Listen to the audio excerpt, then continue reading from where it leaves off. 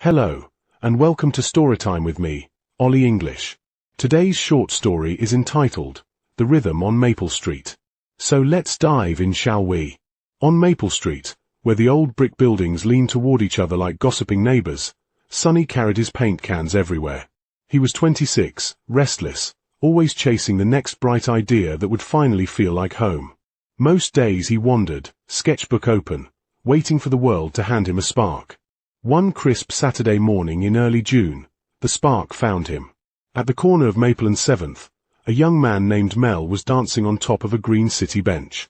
Not performing for anyone, just moving. Arms slicing soft arcs through the air, feet tapping out a rhythm only he could hear, sneakers flashing against the metal slats.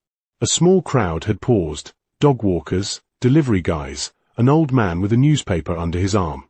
No one clapped.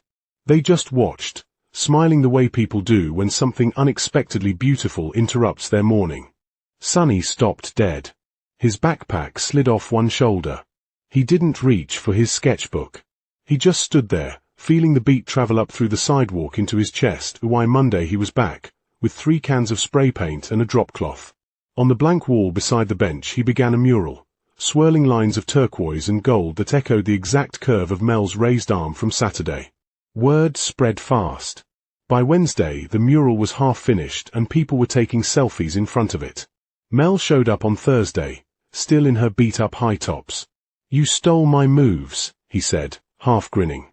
"You gave them away for free," Sonny replied. That was the beginning. Every morning at 7:15, Mel led a dance-off on the bench, anyone welcome, no skill required. Sonny painted beside her, adding new details to the mural each day, a child spinning, a grandmother clapping, a dog mid-leap. The wall became a living calendar of the block's small joys. Then the letter arrived. A bright orange notice taped to every lamppost: Maple Street Festival, cancelled. Water main construction delayed 3 weeks. No street closure permit possible.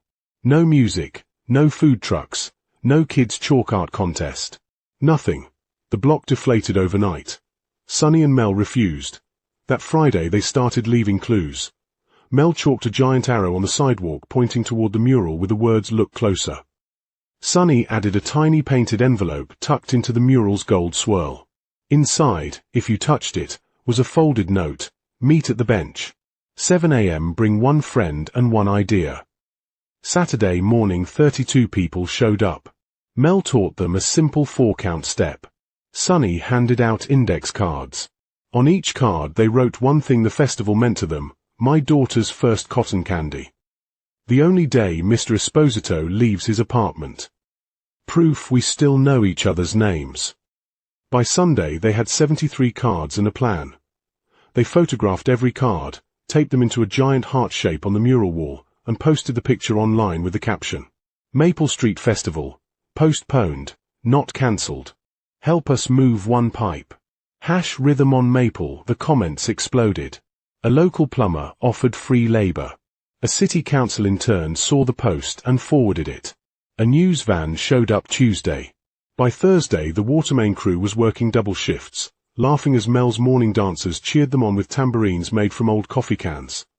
The festival happened on its original date after all. Under strings of fairy lights, the mural glowed.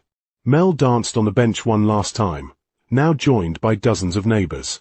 Sonny stood back, paint still on his knuckles, watching the rhythm ripple outward, past Maple, past 7th, into the whole city block. Later, when the music slowed and people began drifting home, Mel bumped Sonny's shoulder.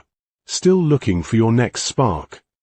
He smiled at the wall they'd both painted, 1 stroke, 1 step at a time. "Nah," he said. "I think I'm standing in it."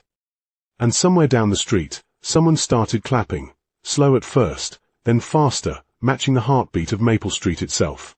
This concludes today's short story. I hope that you found it interesting as well as entertaining. Be on the lookout for more from Top and Associates.